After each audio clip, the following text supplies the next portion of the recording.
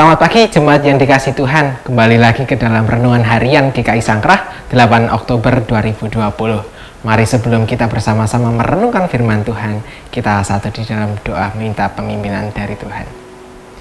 Tuhan Allah yang baik, kami bersyukur untuk kasih karunia-Mu. Hari ini kami ingin memulai aktivitas kami dengan kami merenungkan sebagian firman-Mu. Biarlah melalui firman ini membuat kami bisa menjalani hidup seturut dengan kehendak-Mu. Mampukan kami Tuhan untuk memahami firman-Mu dan mampukan kami untuk menjadi pelaku firman-Mu. Terima kasih Tuhan. Haleluya. Amin. Renungan harian hari ini terambil dari 1 Petrus pasal yang kelima ayat yang 1 sampai dengan yang kelima. Demikian firman Tuhan. Aku menasihatkan para penatua di antara kamu.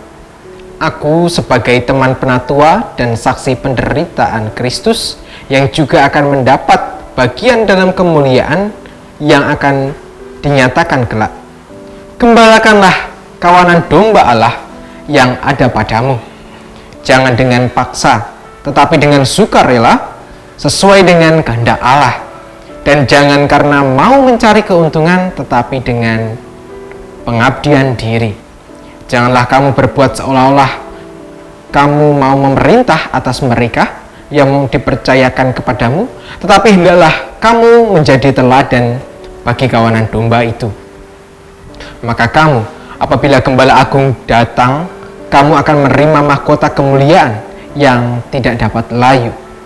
Demikian jugalah kamu, hai orang-orang muda, tunduklah kepada orang-orang yang tua, dan kamu semua, rendahkanlah dirimu seorang terhadap yang lain, sebab Allah menentang orang yang congkak, tetapi mengasihani orang yang rendah hati.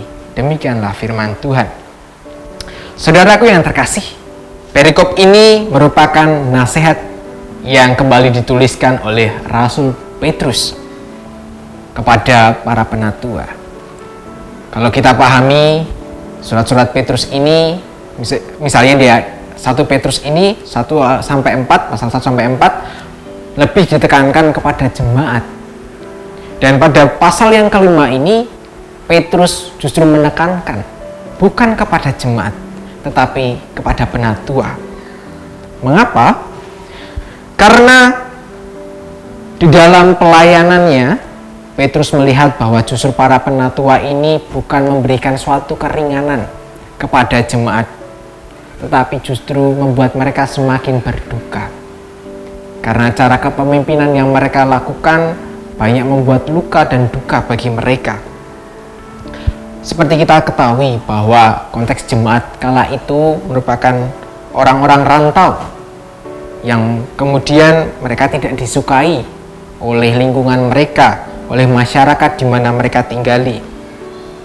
Karena mereka orang-orang percaya, kemudian lingkungannya tidak menyukai keberadaan mereka.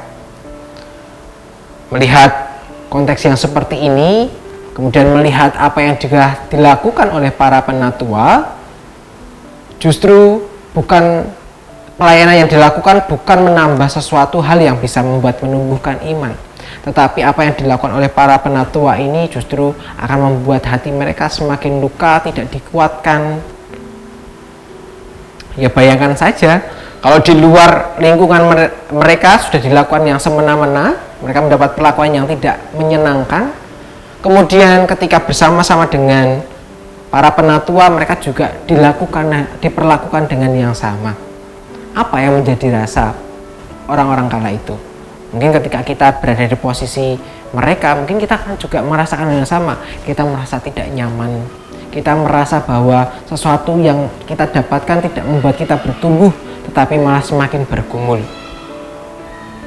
Melihat cara kepemimpinan yang seenaknya ini, Petrus kembali menggaungkan kepemimpinan yang menghamba, yang mau bahwa semua umat harus mau menjadi satu. Pelayanan yang baik penatua dan jemaat harus menjadi satu, mau menjadi satu dengan umat. Itulah yang ditekankan oleh Petrus. Dalam 1 Petrus pasal yang kelima ayat 2 sampai ke 3, setidaknya kita bisa catat ada 3 hal kriteria seorang pemimpin yang diberitakan oleh Petrus. Yang pertama adalah tidak memaksakan kehendak demi kepentingan golongan tertentu ataupun kepentingan diri sendiri. Ya. Yang kedua, tidak mencari keuntungan bagi diri sendiri. Dan yang ketiga adalah tidak hanya memerintah saja, melainkan mau terjun langsung, atau dengan kata lain memberikan tauladan. Tiga kriteria ini merupakan contoh kepemimpinan yang mau menghamba, kepemimpinan yang mau menjadi satu dengan umat. Meskipun kedudukan sebagai penatua dianggap lebih tinggi, tapi penatua diharapkan untuk tidak merasa dirinya lebih hebat, tetapi seharusnya mereka merasa hal yang sama. Mereka sama seperti umat, agar umat pun merasa mereka adalah sebagai kawan sekerja yang bisa saling menguatkan. Terlebih di ayat kelima dikatakan di sana bahwa Petrus mengatakan mereka diminta untuk saling merendahkan diri satu dengan yang lain. Kalau kita pahami benar apa yang dilakukan oleh para murid Yesus, menekankan bentuk pelayanan yang mau saling melayani satu dengan yang lain, merendahkan diri. Kenapa? Karena mereka memiliki pengalaman bersama dengan Yesus semasa hidupnya. Melihat pelayanan Yesus yang mau melayani semua orang tanpa merendahkan orang lain, nyatanya pengalaman itu benar-benar membekas di hati. Dan inilah yang terus digaungkan oleh para murid ketika memberitakan kabar sukacita itu. Nah, kalau sekarang pertanyaannya dibalik sebagai pertanyaan reflektif, bagaimana dengan kita? Sudahkah kita menjadi seorang pemimpin yang baik? Baik itu kita lakukan di tengah keluarga kita, di lingkungan masyarakat kita, di lingkungan sekolah kita, bahkan di lingkungan kerja kita.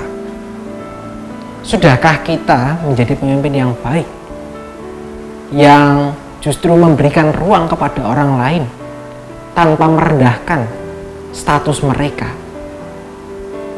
Karena kita sebagai pengikut Kristus, sekali lagi kita diingatkan untuk bertindak dengan kasih. Atau justru kita menjadi seperti para penatua tadi, yang ketika ditunjuk, dipercayai untuk menggembalakan domba Allah, namun ia menyalahgunakan wewenang itu dengan kemudian bertindak seenaknya, tidak memberikan sebuah pelayanan yang bisa menguatkan, tetapi justru menjadi pelayanan yang membuat duka dan luka. Ini tentu menjadi bahan reflektif bagi kita, bahwa sudahkah kita kemudian juga memberikan yang terbaik. Ada satu contoh yang sangat nyata yang sudah diterapkan, mungkin kita sudah kenal dan sangat familiar, yaitu adalah kisah Mother Teresa.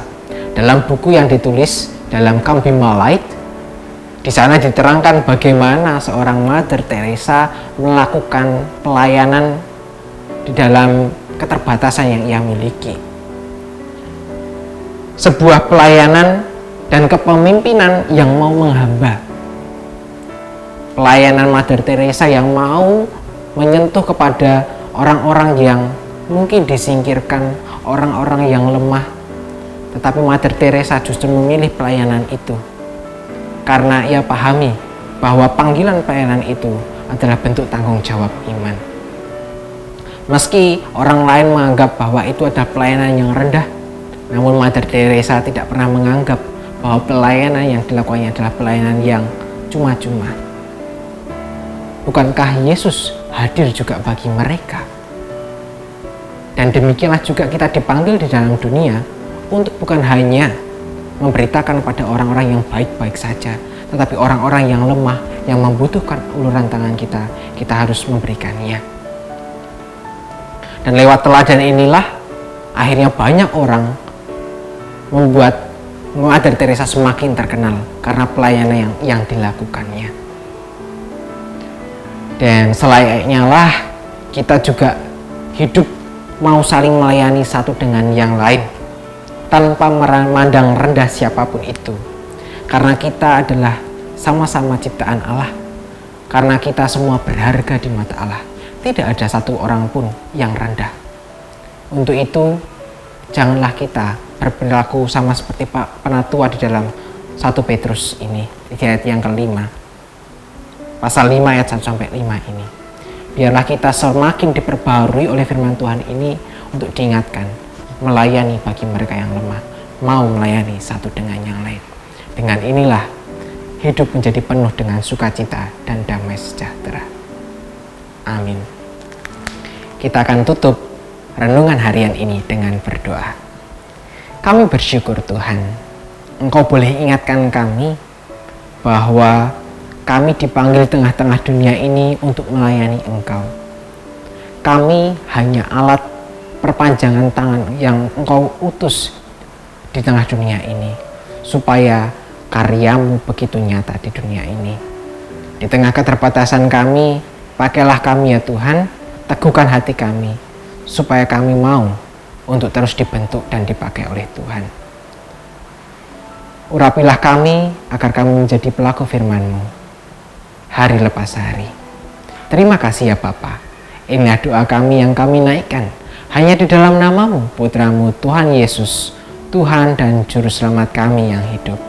Kami berdoa. Amin.